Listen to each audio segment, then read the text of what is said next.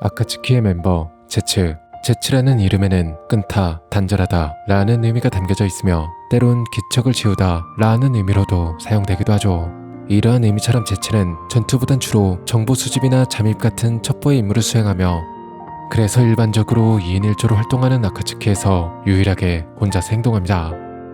하지만 사실 엄밀히 따지자면 제츠는 하나이면서 동시에 둘이기도 하죠. 보통 검은 쪽을 가리켜 흑제츠, 흰 쪽을 백제츠라 부르는데 원작에서는 둘의 대사를 구별하기 위해 흑제츠의 대사는 가타카나로 백제츠의 대사는 히라가나로 표기하고 국내 정발판에서는 다른 폰트를 사용합니다.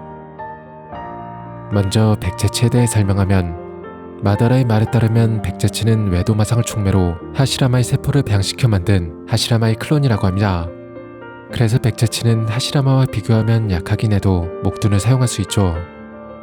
그리고 목둔뿐만 아니라 두 가지의 비전인수를 사용할 수 있는데 하나는 카게로라 불리는 이동술로 자신의 몸을 땅이나 나무에 일체화시켜 땅속에 존재하는 유기물을 매개로 원하는 장소로 빠르게 이동하는 기술입니다. 이 술법을 사용하는 동안에는 기척을 완전히 숨길 수 있고 비례신처럼 이동하고자 하는 곳에 미리 마킹을 할 필요도 없어 매우 편리하고 잠입에 특화되어 있죠. 또 다른 비전 인술은 기생 분신을 만드는 완벽 교환의 술법으로 자신과 접촉한 사람의 차크라를 흡수하여 그 차크라를 똑같이 흉내내 변신하는 술법입니다. 외형은 물론 차크라마저 완전히 똑같기 때문에 아무리 숙련된 닌자라도 육안으로는 절대 구별할 수 없다고 하죠. 또한 백제츠의 신체는 이수 같은 대체 신체로도 사용할 수 있으며 백제츠의 신체를 사용하면 목둔까지 사용할 수 있게 됩니다. 그리고 아예 백제츠의 몸으로 전생수를 사용한 오로치마루는 그토록 염원하던 블루불사를 손에 넣기도 했죠. 나루토에서 수없이 등장하는 백제츠들은 모두 겉으로 보기엔 똑같아 보이지만 크게 세 종류로 분류할 수 있는데 첫 번째는 다른 백제츠들이 오리지널이라고 부르는 오리지널 백제츠. 오리지널 백제츠는 아카츠키의 멤버로서 처음부터 쭉 함께 등장했던 백제츠를 말합니다. 오리지널 백제츠는 시간상 첫 등장인 오비토의 회상에서부터 이미 몸이 반쪽밖에 없었는데 아마도 오비토의 몸에 붙여놓은 것이 바로 오리지널 백제츠의 반쪽이 아닐까 싶습니다. 참고로 오리지널 백제츠는 이타치의 눈을 이식한 사스케를 감시하다가 사스케에게 죽임을 당합니다. 다음은 양산형 제츠. 양산형 제츠는 오비토가 4차 닌자 대전을 준비하기 위해 외도 마상에 모아둔 미수들의 차크라를 사용해 만든 10만의 백제츠들입니다. 하지만 닌자 연합군과의 밸런스를 맞추기 위해서였는지 양산형 백제츠들은 목둔을 사용하는 모습을 보여주지 않으며 그냥 머릿수만 채우는 잡몹에 불과합니다. 마지막으로 소용돌이 제츠. 소용돌이 제츠는 오비토가 마다라와 처음 만났을 당시 옆에서 쭉 오비토를 격려하고 응원해 주었던 제츠입니다. 소용돌이라는 별명처럼 얼굴 부분이 소용돌이 모양으로 생겼고 자신의 몸으로 다른 사람의 몸을 감싸 신체 능력을 강화시킬 수 있습니다. 이러한 능력으로 4차 닌자 대전 당시에는 야마토의 몸을 사용하여 하시라마의 오리지널보단 규모는 작긴 해도 진수천수를 사용해 다스카게와 닌자 연합군을 궁지로 몰기도 했습니다. 여담으로 오비토의 회상에서 잠깐 등장했던 소용돌이 제츠가 갑자기 재등장하는 것이 다소 뜬금없게 느껴지기도 하는데 하지만 어쩌면 소용돌이 제츠는 독자들 몰래 쭉 등장하고 있었을지도 모릅니다. 개인적인 추측으로 오비토가 자신의 정체를 숨기기 위해 연기했던 토비가 사실은 소용돌이 제츠였을지도 모른다고 생각합니다.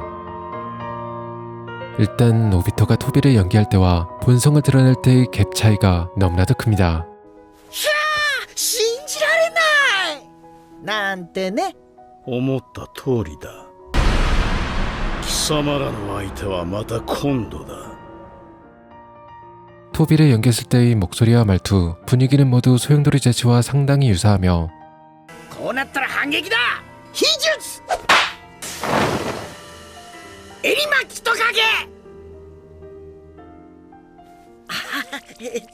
この術はこれだけです。ちょっと質問いいですか？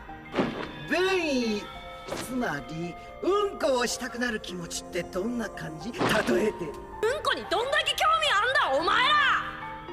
개그 센스마저 비슷하다는 것을 알 수 있죠. 그리고 토비가 첫 등장했을 때의 장면을 유심히 보면 これで僕も暁のメンバーに入れますかね。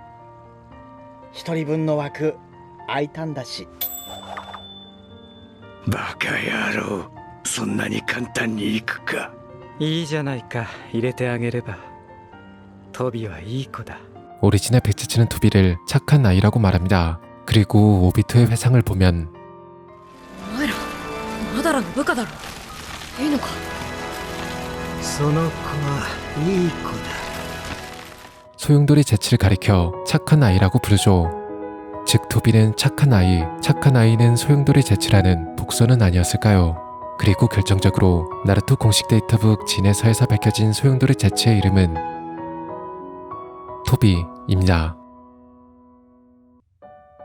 다음으로 흑제치에 대해 알아보면 마다라의 말에 의하면 흑제치는 음영들을 이용하여 만든 마다라 본인의 의지라고 합니다. 흑제치는 백제치처럼 다양한 능력은 없지만 다른 사람에게 달라붙어 상대를 조종해 능력을 자유자재로 사용할 수 있으며 이러한 능력으로 마다라를 부활시키는 등의 모습 때문에 흑제치는 마다라의 충실한 신복으로 보여줬었죠. 하지만 마다라의 뒤통수를 치면서 모든 사건의 흑막이 흑제치였다는 것이 드러나게 되고 그의 진짜 정체는 사실 마다라가 아닌 오츠츠키 카구야의 이지였다는 사실이 밝혀집니다. 그리고 앞에서 길게 설명했던 백제치 또한 사실은 오래전 카구야의 무한츠쿠요미에 희생당한 사람들이었습니다. 아주 오랜 옛날 카구야는 자신의 두 아들들에게 봉인되기 직전 자신의 의지가 담긴 흑제치를 만들어냈습니다. 이때부터 흑제치는 오직 카구야의 부활만을 위해 존재해왔죠. 카구야를 부활시키기 위해서는 신수이 차크라와 윤회한 이 두 가지가 반드시 필요했지만 신수이 차크라는 9조각으로 쪼개져 버렸고 윤회한의 힘 역시 음과 양으로 하구로모의 두 아들 인드라와 아수라에게로 나누어져 버린 상태였습니다. 그래서 하는 수 없이 흑제치는 일단은 어둠 속에 숨어 때를 기다렸죠. 얼마 후 하구로모의 큰아들 인드라가 차크라를 다루는 데 뛰어난 재능을 나타내기 시작하면서 흑제치는 그에게 눈에 힘이 깃들어 있다는 사실을 눈치채었고 인드라에게 서서히 검은 손길을 뻗기 시작합니다.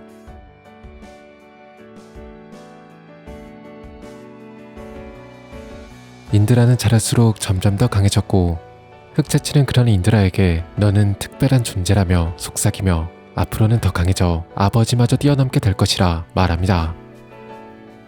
그리고는 이 세상은 인드라처럼 특별한 사람이 통치해야 한다며 그의 욕망을 자극했죠. 그렇게 인드라는 자신이 가진 힘에 점점 더 오만해지기 시작했고 자신보다 약한 사람들, 심지어는 자신의 동생마저 하찮게 여기기 시작합니다. 이처럼 인드라는 자신이 세상의 주인이 될 것이라 믿어 의심치 않았지만 아버지가 후계자로 선택한 건 자신이 아닌 동생인 아수라였죠. 아수라가 가진 능력은 형인 인드라에 비하면 보잘것없고 특별하지도 않았지만 대신 타인과의 유대를 통해 부족한 힘을 메울 수 있는 사랑의 힘을 지니고 있었습니다.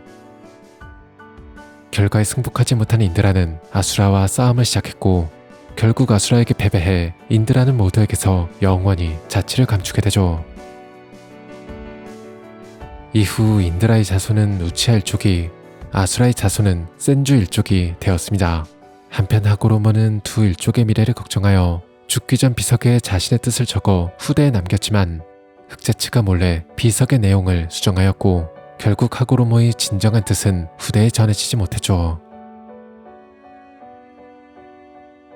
그렇게 우치하와 센주의 싸움은 끝없이 이어지게 되었죠.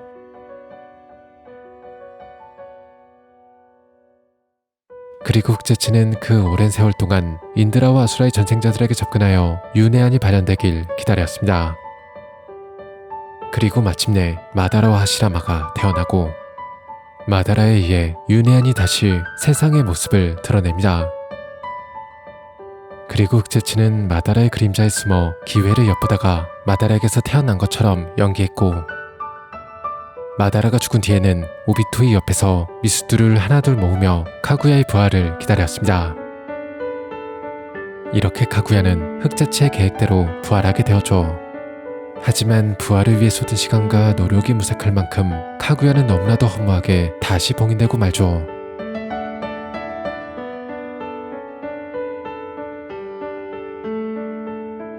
하는 수 없이 흑제치는 또다시 숨어 다시 한번 부활을 준비하려 하지만 이번엔 나루토에게 붙잡혀 카구야와 함께 봉인당하고 말죠.